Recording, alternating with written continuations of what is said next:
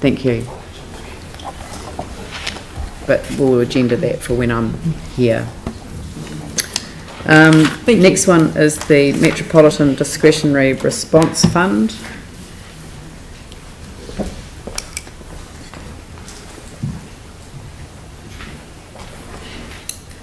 Who's leading this one? Is this you, Vicky? No, it hasn't gone through a committee. It hasn't gone through a committee. Okay, it's come straight here. Right.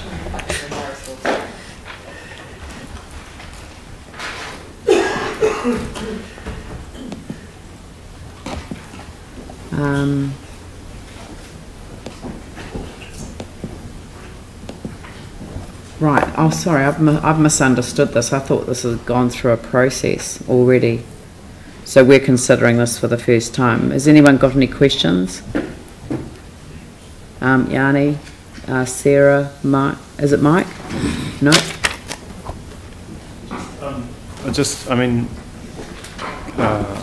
In terms of the kapa haka competitions, I was just trying to understand, given the success that we've had with these previously, well, with the obviously the national one was here a few years ago. Just why we'd only recommend 10,000, and whether or not we'd talk to Christchurch NZ about co-sponsoring it. Just seemed to me like that it's something that would merit further support. So I was just interested why you've come up with 10,000.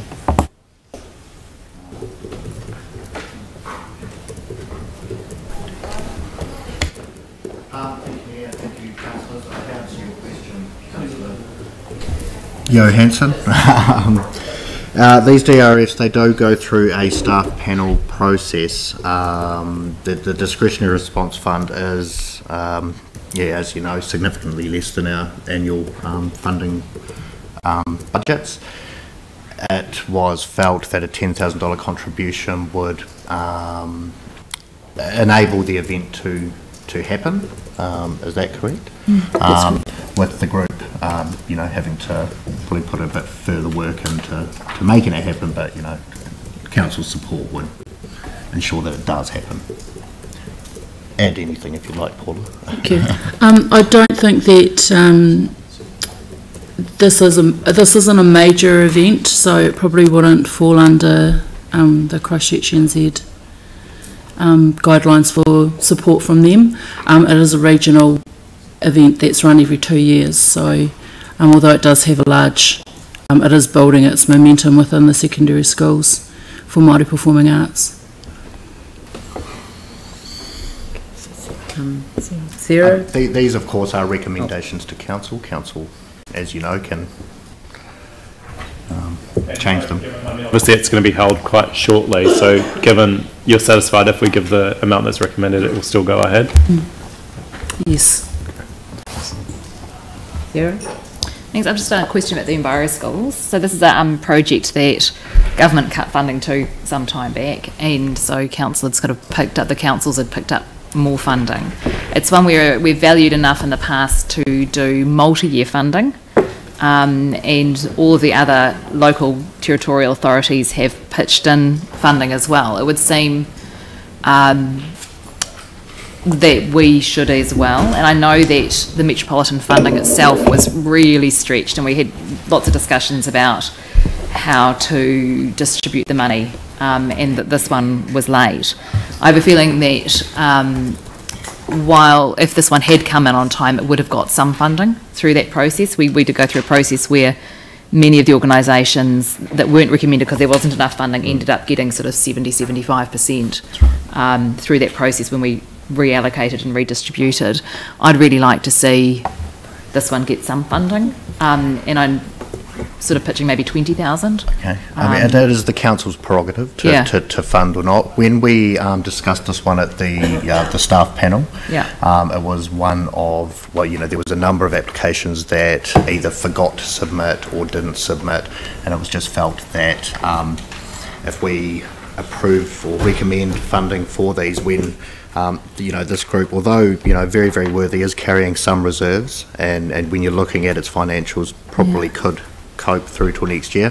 We just thought setting that precedent as the DRF becoming a pickup for those that forgot or didn't get applications into the SCF would just mean that the discretionary response fund could be expended all in one hit. And we did defer some from Metro to DRF. There is $70,000 sitting there for 2 grants, awaiting the outcome of the partnership and resilience. The other thing is that while some organisations carry some reserves, what that tends to do is give some certainty for the employees. Correct. So what would happen, I don't know the extent of the reserves, and we don't need to know the numbers here, but if we didn't give this and the reserves were so depleted that they wouldn't be able to give certainty to sort of the paid staff members and things they've got, or to the schools that they would be able to keep going back, and how would that work? Well, I mean, we do have the latest audited financials. I won't go into numbers if you don't want me to, but they are carrying enough in the view of staff that have looked at them, as well as accumulated surpluses from the year before, that they should be able to pick this up without being sort of too detrimental to them. Okay, but they would definitely need funding from us next year? Potentially, it's hard to know without seeing that. Well, I wouldn't reserve it.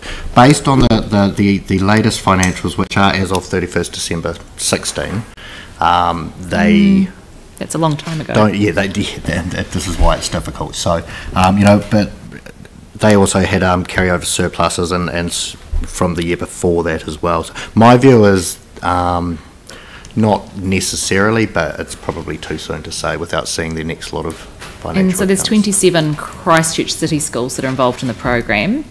Do you know how many from Waimakariri and Selwyn and the other areas that those districts and that ECAN are funding? I don't, I'm sorry. Unfortunately, Stacey, the advisor who made this application, isn't at work today.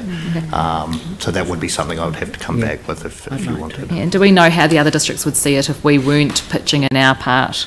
And whether that would mean that they're sort of virtually subsidising our schools? Not offhand, again. However, we have contributed funding over the past few years. This, I guess, like I said, isn't a direct reflection of the application. It was the overall view that they do have money in their bank. They missed the application deadlines for the Strengthening Communities Fund, and I guess if we grant this one, then are we going to also look at all of the other ones? So we do also think about the budget available, and it is until the 30th of June next year, or until the money's gone and there is no further top up. But there is funding in there for this now, if we chose to. Correct. Yeah. Yes. Well, no, I was going to ask a question. So, and I know Pauline wants to ask a question as well, because my view is the 30, because I seem to recall this, but my memory doesn't act quite as well as others. And my memory was that, and if you look at the funding history, 5,000, 30,000, 30,000, I think we virtually put them on a line item as a result of a decision to cut them, and then a massive plea from them to actually... We did, but it was only for 2 years. Yes. Yes, I know, but they've come back for 30,000. Tell me, why were they late? Why did they miss the deadline? I don't want to say they forgot, but for whatever reason. Did they forget? I'm not too sure. Again, I've picked this up at short notice with Stacey not being here today, so that detail I would need to come back to you on. But we have talked to them, obviously. Stacey has had conversations with the group. Wouldn't they have a reasonable expectation of ongoing funding? So were they confused that they were no longer line item? Do you know? No. They were aware that last year was their final year of the multi-year funding. Okay. And can I just... I've got Pauline and Aaron, and then we'll come back to you, Sarah. Aaron? We're very clear. So mine's around the other decline, the St John of God. At the top it says priority 3, but in the staff assessment it says the project is recommended as a priority 1 as it demonstrates best practice through highly collaborative and integrated service model, blah blah blah. Yep. Lists all the work they do, which I'm sure there's not a person at the table that's a human being would disagree with. And then at the bottom, the group usually applies for a Strengthening Communities Fund but stated the advisor they missed the deadline this year.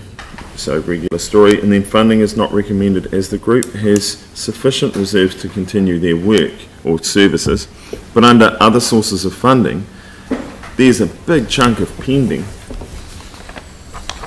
So to answer the first part of your question, we try to present these. So these go through a process, as you're aware, that with the Discretionary Response Fund, there is a staff delegation of $15,000 and under. So staff make requests for these ones that go to council still go through the staff panel process, and the recommendation could be changed through that process. So it is written from the point of the advisor without taking anything else into account other than, you know, the strength of the application. Then it comes to the discretionary response panel where other factors are discussed, you know, for example, not getting the application in time, how much money have they got sitting in reserves, and the available budget that we have to allocate over the course of the year. So we try to, without changing the wording of the advisor, have a little comment, you know, at the bottom that just basically reflects that it's gone through a process and there was some discussion and it changed. But that doesn't change the fact that it is the work they do is a P1. They normally apply to strengthening communities. They miss their deadline, so they're here, and now they get bumped because they've potentially got. Whereas if it had gone through the other one, would they have got funded? Oh, that's a hard question to ask. Potentially and likely, I would think, similar to Enviro schools. Yeah. So that. Again, it's a matter of, you know, the available budget and the Metropolitan Discretionary Response Fund, and, you know, we are aware of other applicants that missed the application deadlines as well, and you know, if we set that precedent that they can come to the DRF, which there is nothing in the criteria to say that they can't, it would just mean that the fund would be expended this side of Christmas, I would think. Which is the council's prerogative, you know, it is council's money to allocate.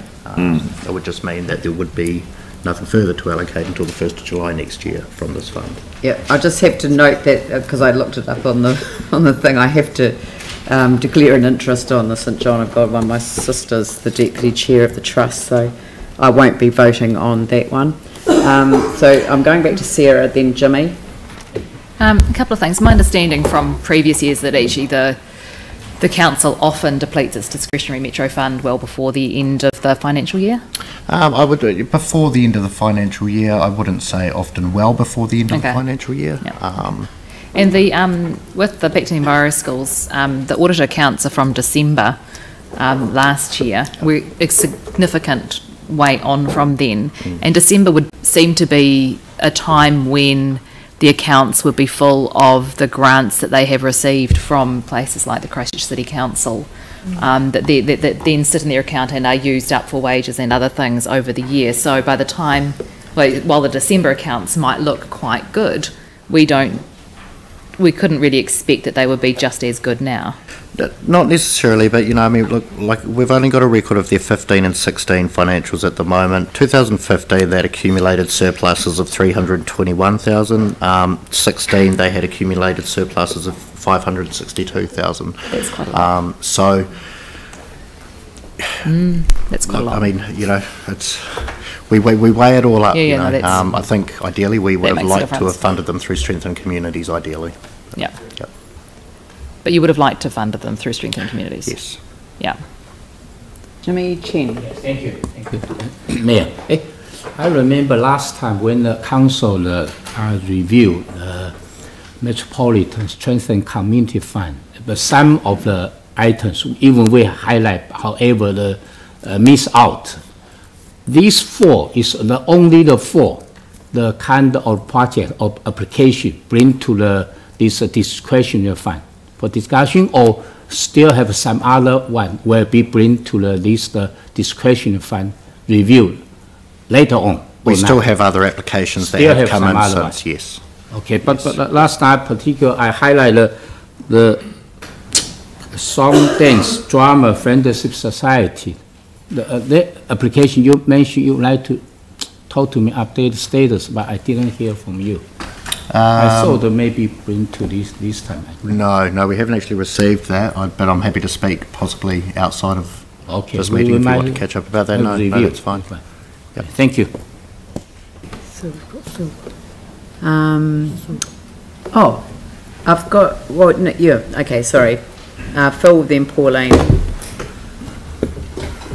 Mike, can I just, going back to St John of God one, so, like, I'm just wondering, were they one of the organisations who would have previously had that multi-year funding and then it finished?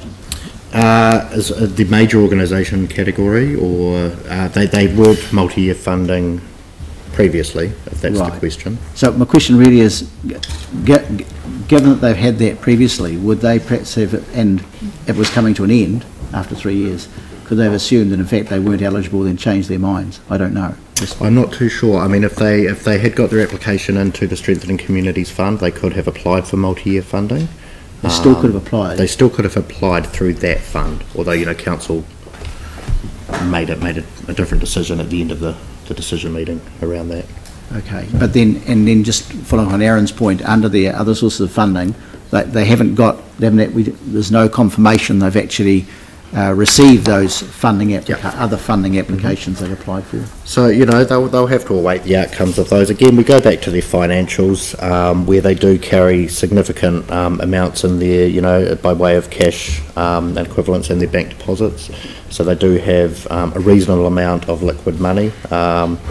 They had a retained surplus of just under 2.1 million. The year previous, so they do carry significant money. Now that money I'm sure is tagged and required for some things. We just took the view that they could probably cope with not receiving funding through this fund. So that's the main reason they were declined. It's one of the reasons, and also the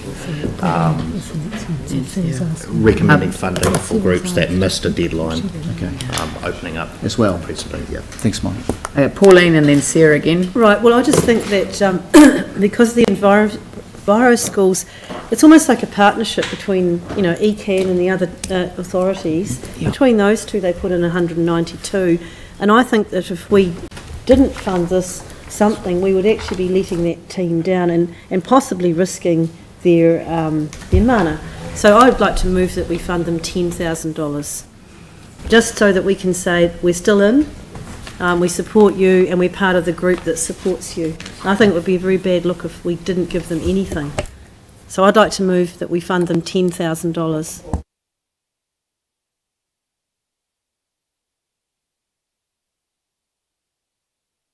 I was just going to check something someone else said. True. So while they've been accumulating some surpluses, do we know whether that's tagged for? So that's the overall national organisation, not just the Christchurch section, isn't it? Yeah. So it's over the entire organisation for the whole country, not just local funding, and that might well be tagged to a range of things like building or place to work out of and things. Because we saw it increasing over the last couple of years, that's, I guess, was formed part of the recommendation as well. But you are correct; it could be tagged for something. So I'm happy with moving 20. Yeah. The recommendation when we were looking to reduce expenditure in this area was not to fund them, and we made a very conscious decision. This is the previous council, so it's not the councillors that weren't here, to fund this as one of our. We've been talking about establishing a new way of partnering with community organisations, and this is one of the ones that I think we should partner with others who are part of that funding pool, because then it's a genuine partnership between us, ECAN, the other councils, and Tuamata Foundation on behalf of Enviro schools. So. But we can take it. I mean, I was in favour of the 30,000, so I'm not sure it would pass, but I think we did. 20? We can't go else down, but that's fine. Okay. All right. So you'll move 20, and that's seconded by Yanni. 20. Mike. I just want to check if Pauline's going to foreshadow that 10,000. Yeah. Okay.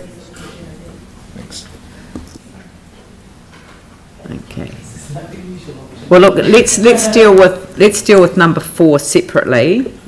Is it number? Oh yeah, sorry. And we'll just so I'll put that motion. All those in favour say aye. Just for the Tuamata Foundation, the 20,000, because I'm not going to be able to vote on the St John of God, so I'm just going to sit back from that. Yeah, because I'm going to move an amendment to that anyway. Yes, I know, but I can't take the amendment, so no. Yeah.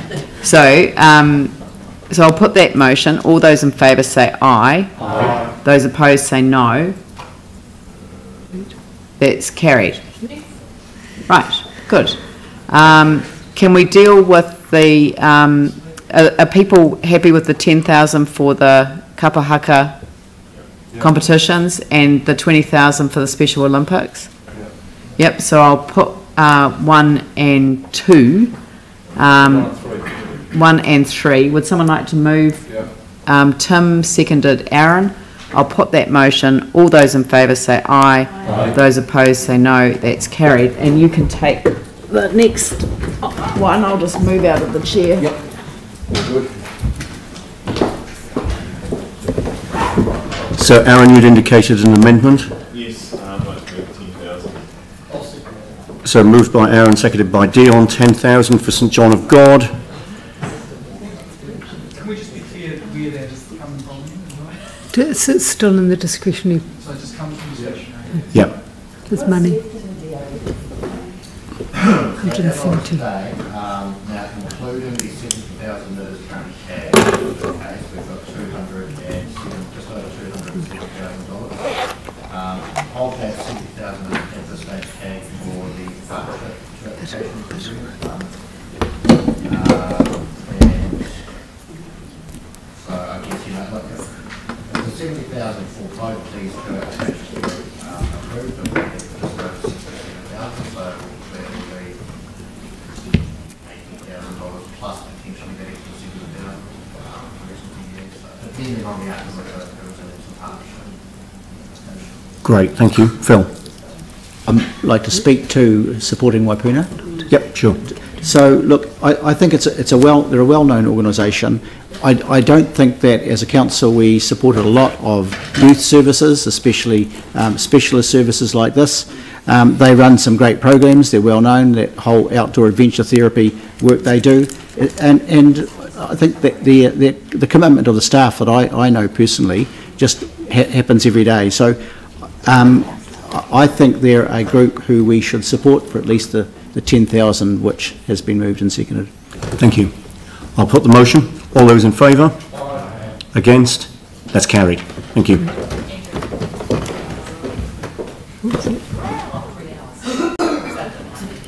Oh, yes. Do we need to? Do you want to take a break now? Hey? We've got 2 open items left. Or do you want to take a break now? We've got 2 items left. I'd like to move that we just take a little bit more time. We'll no later than 1 o'clock. Seconded by Andrew. I'll put that motion. All those in favour say aye. Those opposed say no. That's carried.